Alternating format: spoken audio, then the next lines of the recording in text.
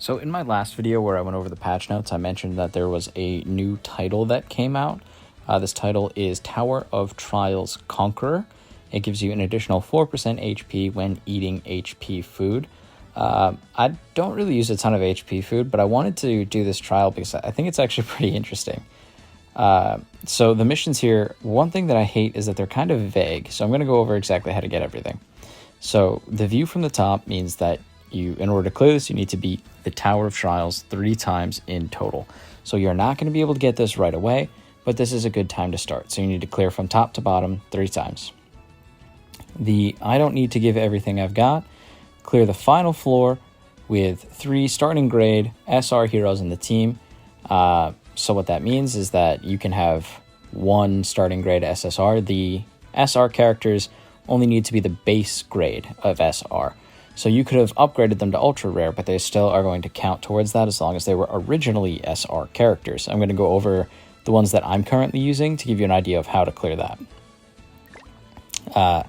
How do you like that? The less mistakes, the better, right? What does that even mean? So for this, you need to clear floor 25, which is the final floor, on your first attempt. Easy enough. And by easy enough, I mean that's actually brutally difficult. But don't worry, if you mess up, there's another achievement that you can earn. First time, seriously, it's only the first floor.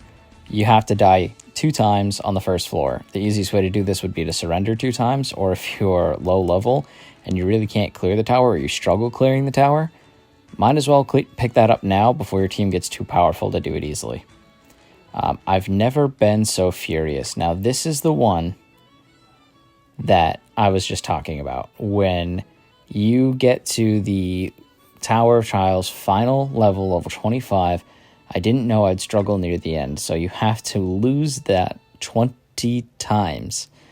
So if you're running through your clear and you get all the way to the top and you lose in the first time, you might as well just int 19 more times in order to get that title.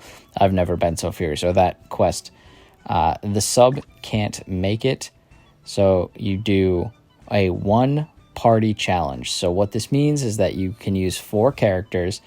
Now you can set somebody into the sub slot, which is a little bit confusing the way they put it, but you cannot change out any of the 4 characters within the mission. So, or in your tower clear. So I decided to try and take on multiple of these missions at the same time. So let's take a look at my tower clear. All right, so as you can see here, I am currently at floor 22. So I have 22, 23, 24, 25 left. Really not much of the tower left. I've done pretty well so far, and I've done this all with 1 team. And I'm going to show you what I have done.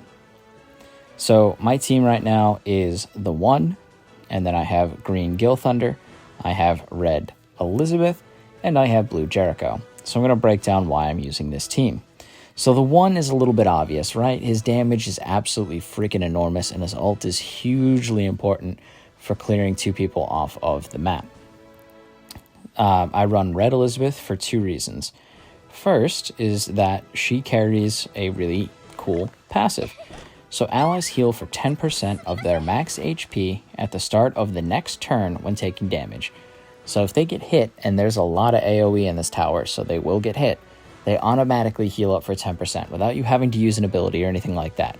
So on levels where your healing skills are blocked, you get that passive heal regardless. This is a good way to keep you fresh, because in this tower, if one of your units dies, the ultimate gauge of everyone is depleted. But not for the enemies, only for allies. Additionally, she does carry a pretty decent heal. The 200% base heal off just the single bronze card, pretty solid.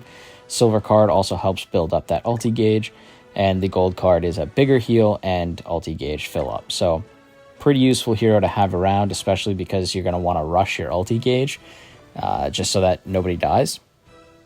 Additionally, her ultimate's pretty cool. Heals, this is level 5, but so healing for 490% of attack, and also adds additional recovery equal to 60% of recovered HP at the start of every turn. So additionally, if they get damaged, they get their unique heal, they get the rejuvenate. This is a great way to keep your units alive. And then her attack it's just kind of there. She does 220% of attack, but her attack isn't even really that high. I have her with ultra rare gear, and mine really isn't that high because I don't have her built up. I've got her fully awakened in level 80, but I don't have any super awakening tokens spent into her. Now, green Gil Thunder. So the reason I grabbed green Gil Thunder is, honestly, just for the increased attack power. He doesn't really do much otherwise, except for be there, but sometimes adding that little bit of extra attack is useful for your units. I'm sure there are probably better units, but I misread his passive and thought that applied automatically. I didn't realize it said in PvP because reading is difficult for me. So the PvP, his passive doesn't actually work, but because I locked him in stage 1, I have to keep him.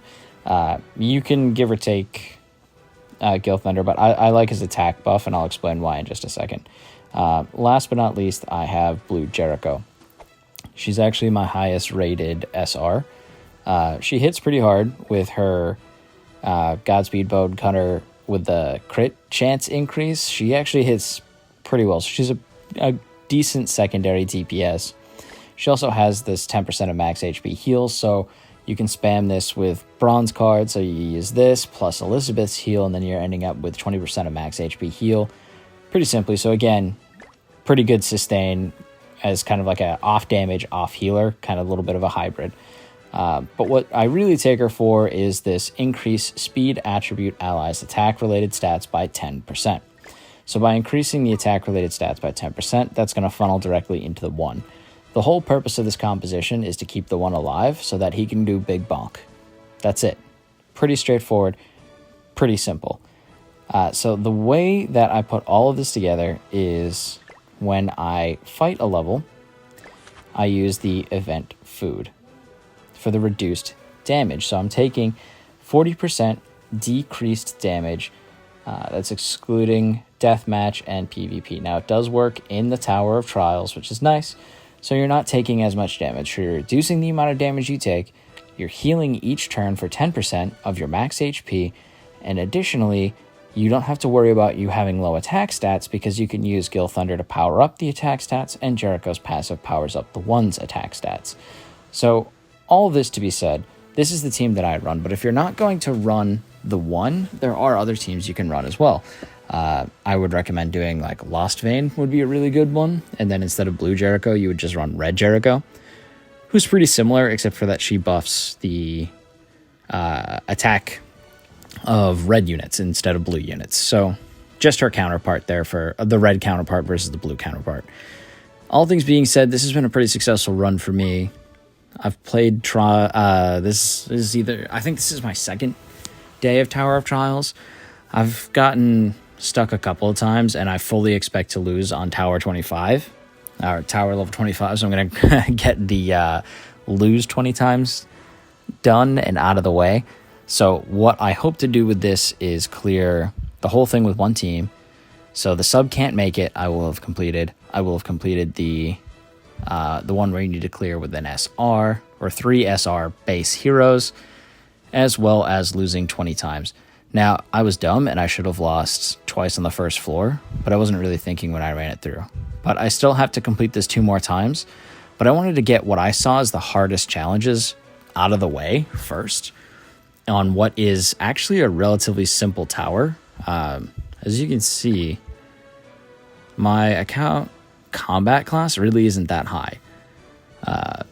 My units are pretty decent and my gear is okay, but realistically, there are people who have way better accounts. Now, of course, there are people with worse accounts who may struggle with this, but I wanted to make you aware of what the title is. Even if you're going to have trouble clearing the event, you might as well lose on the first floor 2 times, right? Save that up for later, and you'll be good to go. And eventually get that title. Now, again, I don't think that it's the most relevant title. There are certainly other ones that are probably more beneficial. But if you're a completionist or you just like a challenge, that's a really good challenge to take. So, all right, thanks for watching. I hope you're able to master the tower and get that title. And I will see you next time.